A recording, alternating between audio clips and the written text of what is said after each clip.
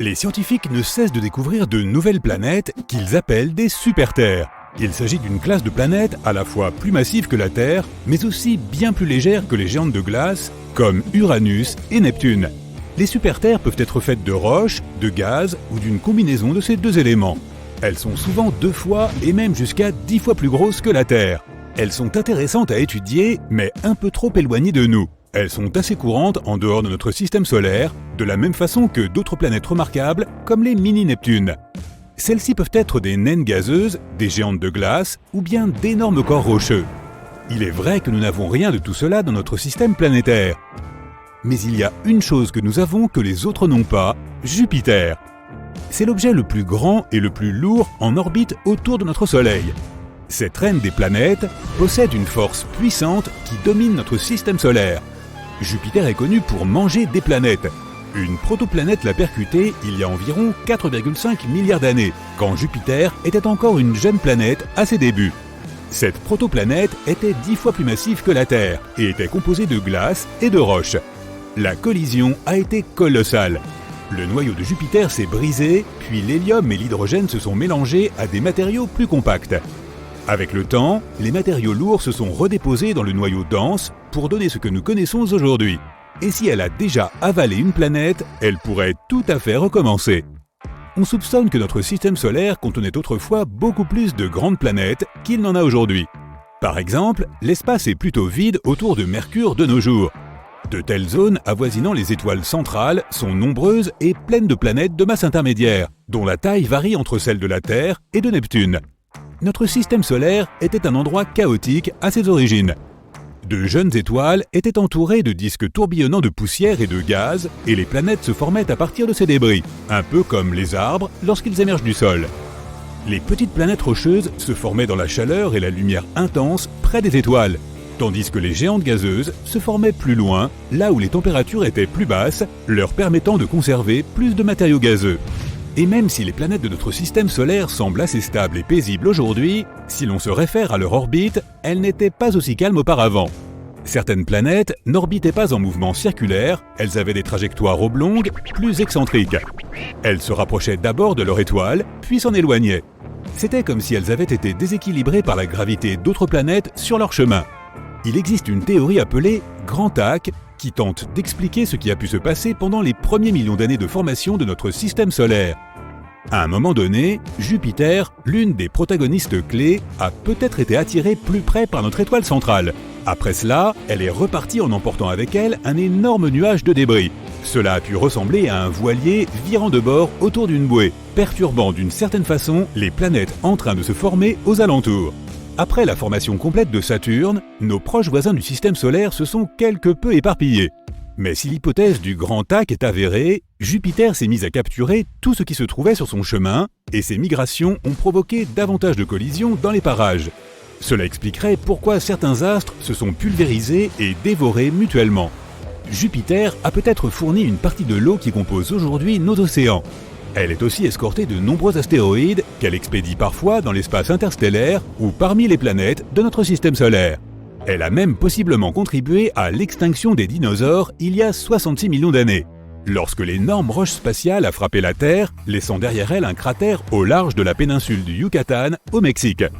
L'impact a également provoqué des tremblements de terre, des éruptions volcaniques et des tsunamis avec d'énormes conséquences pour la vie de la faune et de la flore terrestre. Personne ne connaît sa provenance. On ne sait même pas s'il s'agissait d'un astéroïde ou bien d'une comète. Une théorie indique que ce pourrait être une comète provenant du nuage d'Oort, composé de débris glacés et située quelque part à la périphérie de notre système solaire. Elle aurait pu être déviée de sa trajectoire par Jupiter et sa puissante force gravitationnelle. Ainsi, notre système solaire ressemblait à une sorte de flipper où Jupiter, la plus grosse planète, précipite les comètes en approche sur des orbites passant aux abords du Soleil. Une fois à proximité, elles peuvent subir de puissantes forces de marée qui les brisent en morceaux jusqu'à finir en éclats de comètes.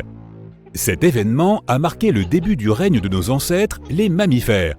Cela signifie que sans Jupiter, nous ne serions peut-être pas là, et la Terre non plus. Il semblerait donc que la plus grosse planète du système solaire soit arrivée en force, détruisant des planètes plus anciennes et ouvrant la voie à des mondes plus petits comme le nôtre. Jupiter a pu être la raison pour laquelle nous ne pouvons pas trouver la planète 9 à l'heure actuelle. Les scientifiques estiment qu'elle existe et qu'elle pourrait se cacher quelque part au-delà de Neptune, mais pas plus loin que Pluton. Il y a 3 zones dans notre système solaire: les planètes intérieures, les planètes extérieures et tout ce qui se trouve au-delà. La mystérieuse planète pourrait avoir la taille de la Terre ou de Mars. Elle aurait tournoyé parmi les géantes gazeuses avant d'être finalement balayée vers la limite externe de notre système solaire, voire même quelque part dans l'espace profond. Jupiter est zébré en raison des différences de température, de gaz atmosphérique et de composition chimique.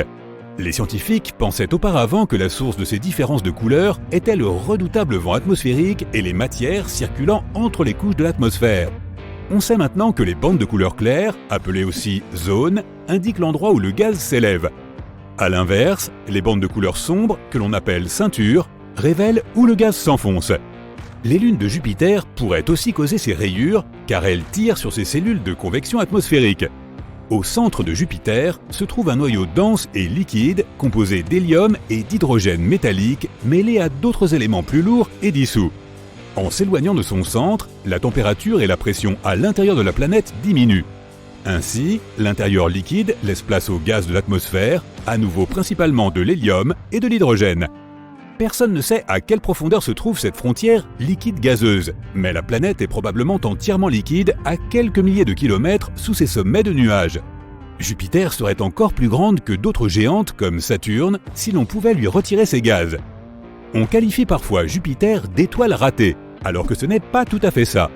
Elle est principalement composée d'hydrogène comme les étoiles, mais elle n'est pas encore assez massive pour déclencher des réactions thermonucléaires dans son noyau, ce qui à terme achèverait de la transformer en véritable étoile. En théorie, tout objet peut devenir une étoile si on y ajoute assez de matière.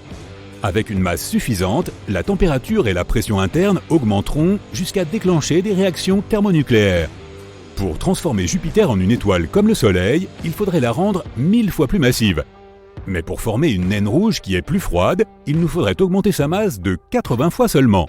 Ainsi, Jupiter ne deviendra pas spontanément une nouvelle étoile de notre système solaire, mais si de nombreux objets spatiaux de masse similaire entrent en collision avec elle, ou en d'autres termes, si Jupiter les mange, on ne sait jamais. Mais en théorie, si elle pouvait devenir une étoile massive, elle aurait empêché d'autres planètes de se former sur des orbites stables. Elle aurait aussi augmenté la quantité de radiation qu'elles reçoivent, rendant alors très difficile le développement de la vie dans notre système solaire. Jupiter est la planète qui tourne le plus vite dans notre système solaire. Il ne lui faut que 10 heures pour faire une rotation complète sur son axe, malgré sa taille immense, plus de 300 fois celle de la Terre. Elle est aussi 2,5 fois plus massive que toutes les autres planètes de notre système solaire réunies. Mais si elle venait à prendre encore plus de masse, elle rétrécirait. De la masse supplémentaire rendrait Jupiter plus dense, ce qui signifie qu'elle commencerait à s'effondrer sur elle-même. Ainsi, elle pourrait gagner jusqu'à 4 fois sa masse en gardant toujours la même taille.